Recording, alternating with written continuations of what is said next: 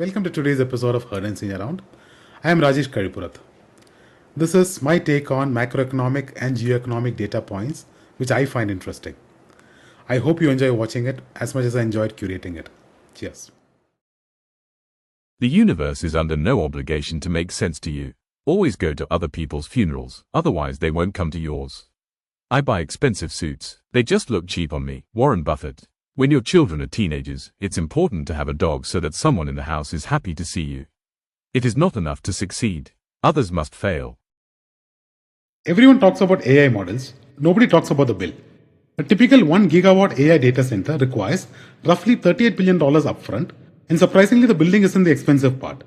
The real money goes into servers at $21 billion, more than half the entire project cost, and $11 billion for facilities and $4.9 billion for networking, and suddenly land at $170 million looks like loose change under the couch.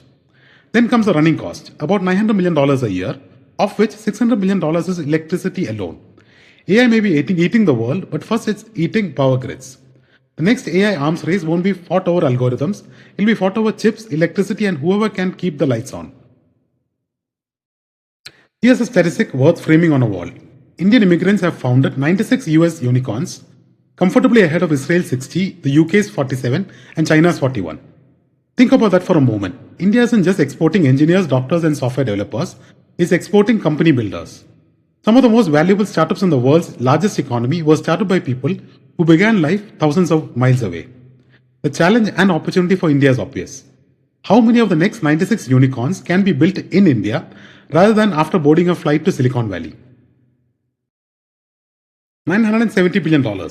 That's not wealth anymore, that's a rounding error away from a new category. Over a 31-year career, Elon Musk's fortune has grown at the equivalent of $59,492 per minute, $3.6 million per hour, and $31.3 billion a year. To put that in perspective, his net worth is now larger than the annual GDP of dozens of countries. You could buy 2.4 million American homes, every NFL team, every NBA team, and still have hundreds of billion dollars left. Of course, most of it isn't sitting in a bank account. It's tied to the market's belief in Tesla, SpaceX, and the future. But that's a remarkable part. Never before has so much wealth been created from betting on electric cars, rockets, and AI. For decades, India's biggest demographic challenge was too many people.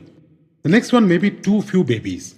The country's fertility rate has fallen to 1.9, below the 2.1 replacement level, and in urban India is just down to 1.5. What's striking is that this isn't limited to a few states.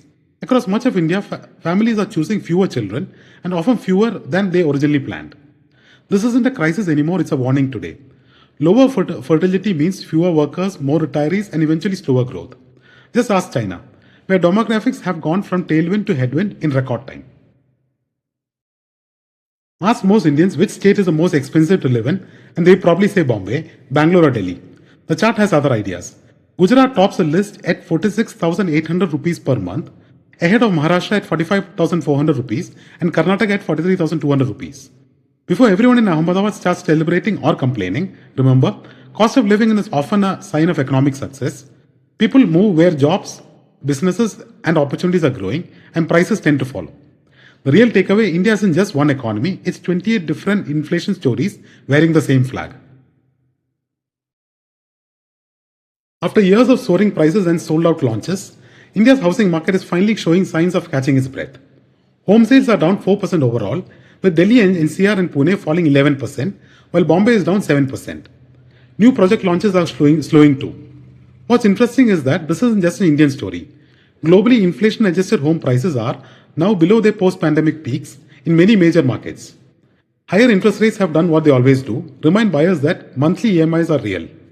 The exception, a few cities like Chennai and Bangalore are still growing, proving that real estate remains a local game.